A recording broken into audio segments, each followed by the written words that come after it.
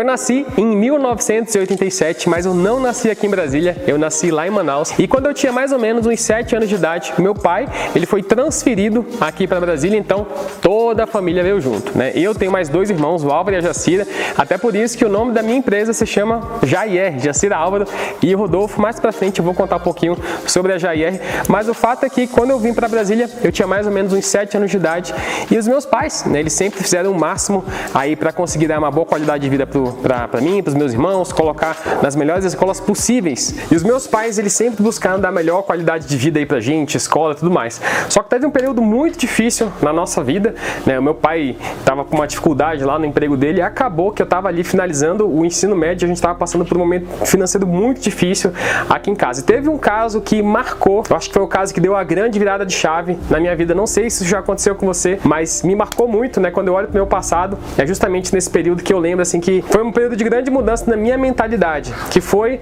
o caso do azeite. Como é que é o caso do azeite? Como é que é essa história? Nesse período que a gente estava passando por muita dificuldade financeira, estava passando um período muito difícil mesmo, de não conseguir comprar as coisas e tudo mais. Meu pai tentando se esforçando para fazer o máximo de tudo, meu pai se esforçando para fazer o máximo para conseguir pagar as contas, pagar mercado e tudo mais. Estava um período bem difícil. E a gente estava chegando ali perto do período do Natal, né, final do ano, e minha mãe sempre gostou de fazer comida com azeite. E naquela época meu pai conseguiu um dinheiro para fazer uma compra para a ceia de Natal e comprou um azeite, né? Fazia tempo que a gente não comia nada com azeite, minha mãe sempre gostou de fazer as coisas com azeite. E aqui em Brasília tem um mercado que se chama Super Adega. Só que lá na Super Adega não tem nenhum tipo de sacola, né? Eles fazem você pega as compras naquelas caixas de papelão. E meus pais fizeram as compras, colocaram tudo na caixa de papelão. Chegou em casa, né? Eu fui ajudar a tirar as compras e tinha uma garrafa de azeite numa dessas caixas de papelão. E quando eu levantei a caixa, a garrafa de azeite caiu e quebrou, foi plá! E eu fiquei assim, meu Deus do céu, e agora? Quebrou. Mas não foi o simples fato de ter quebrado essa garrafa de azeite, mas foi o fato de eu olhar para minha mãe e minha mãe chorar. Minha mãe chorou muito esse dia porque estava passando por um período muito difícil mesmo, complicado financeiramente. E o que ela queria fazer, ela não conseguia, não ia conseguir mais fazer porque eu tinha quebrado a garrafa de azeite. Naquele dia eu pensei, cara, isso nunca mais vai acontecer. Eu vou trabalhar muito para que nunca mais falte nada para minha família, para minha mãe, para minha família. Depois que aconteceu essa situação aí com a minha mãe, essa questão do azeite, né, eu coloquei na minha cabeça que eu não queria mais passar por nenhum tipo de situação financeira complicada. A partir daquele dia eu pensei, cara, eu tenho que começar a trabalhar. Tava finalizando ali o ensino médio, conversando com o meu primo, né, o Francisco Júnior. Ele tem uma transportadora na época, e ele falou, cara, eu tô pensando em expandir aqui a minha área de atuação, né, eu tô começando a trabalhar em licitações. O teu pai trabalha com essa área, às vezes tu pode aprender com ele e começar a trabalhar com licitações aqui na minha empresa. E eu falei, cara, fechado, aceito a tua proposta. E aí eu comecei a trabalhar muito cedo, né? Comecei a trabalhar ali no final do ensino médio, terceiro ano, não sei como é que é hoje, mas naquela época ali no final do meio do terceiro ano, eu comecei a trabalhar com meu primo na transportadora dele, Braijet. E essa transportadora era lá de Manaus, né? E a gente estava ele começou a fazer um trabalho de expansão. Então ela estava saindo de Manaus, vindo aqui para Brasília e também estava indo para São Paulo. E eu comecei a trabalhar na filial aqui de Brasília, criar essa filial de Brasília, e eu focava principalmente na área de licitações aqui em Brasília. E aí, com o passar do tempo, fui ganhando muita experiência. Nós fomos ganhando muitos contratos aqui em Brasília, a gente estava crescendo bastante. Então a gente ganhou contrato na Marinha, Banco do Brasil, não só aqui em Brasília, mas em Manaus e também em São Paulo. Então de vez em quando eu ia para São Paulo, ia muito pouco em Manaus, mas eu sempre estava ou aqui em Brasília ou em São Paulo, acompanhando entrega e tudo mais.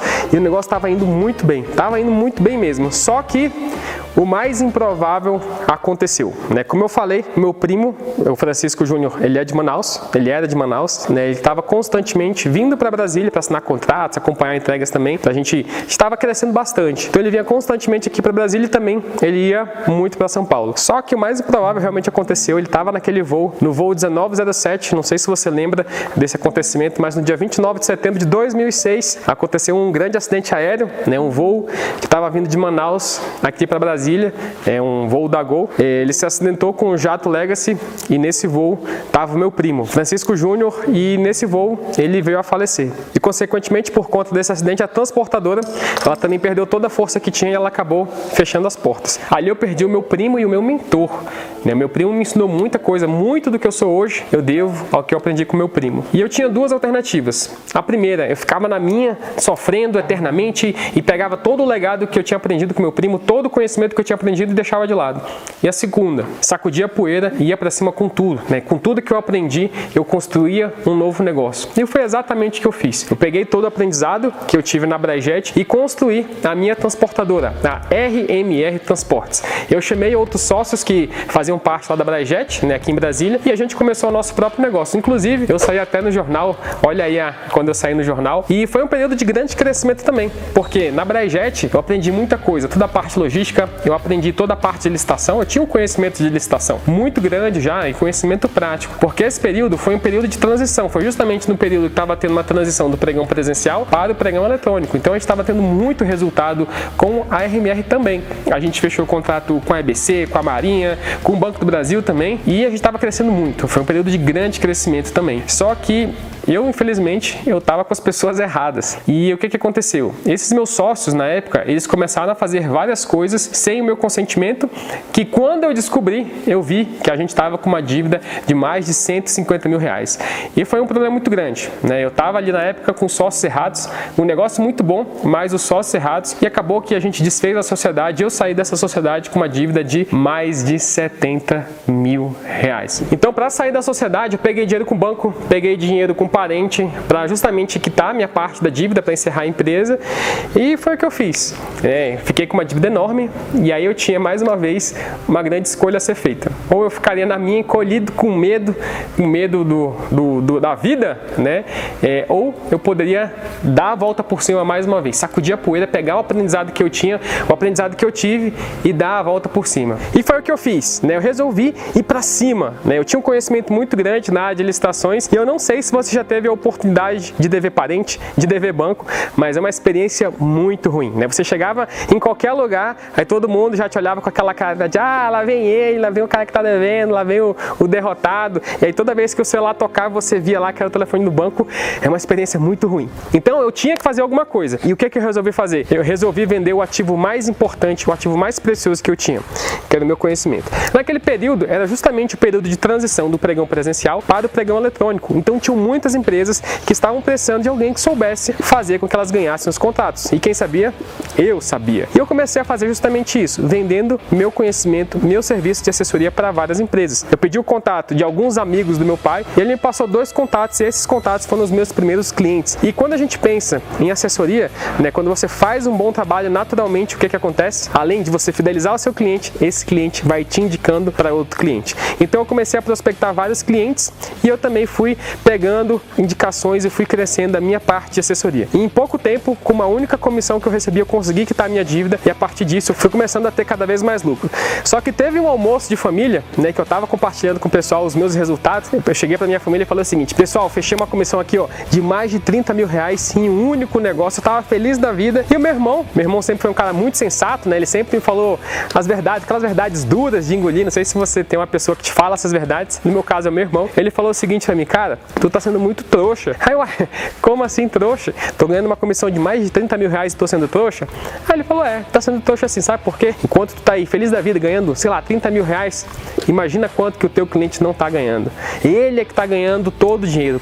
O que tu tá ganhando é troco. E nesse almoço em família, né, na hora eu pensei assim, até parece, eu falei pra ele, até parece, mas eu fiquei muito pensativo e eu cheguei à conclusão de que meu irmão estava certo, e ele realmente estava muito certo. E depois desse dia eu tomei a decisão de entrar com a minha empresa, montar uma empresa para começar a vender para o governo. E foi aí que surgiu a Jair, né, que é a minha empresa, que até hoje eu vendo muitos itens para o governo, e lá atrás eu comecei vendendo, sabe o que? Kit corrida. O primeiro pregão que a gente ganhou foi um pregão muito simples de kit corrida, então eu comecei a tanto fazer um trabalho de assessoria para grandes empresas no Brasil, quanto eu comecei a vender com a minha própria empresa. Por exemplo, aqui são alguns dos itens que eu vendo ainda atualmente, né? Eu costumo falar que eu domino os mercados que eu tô. E com o passar do tempo, eu comecei a ter uma demanda muito grande por parte dos meus clientes por algum tipo de capacitação, né? Porque quando a gente pensa em pregões eletrônicos, né, o que vai fazer você ter resultado não é simplesmente você ter o menor preço. Você ter o menor preço é uma pequena parte ali de todo o processo. O que faz você ter realmente resultado é estratégia. E eu conheço muito de estratégia, né? Tô nesse mercado há mais de 15 anos só pensando em formas estratégicas de conseguir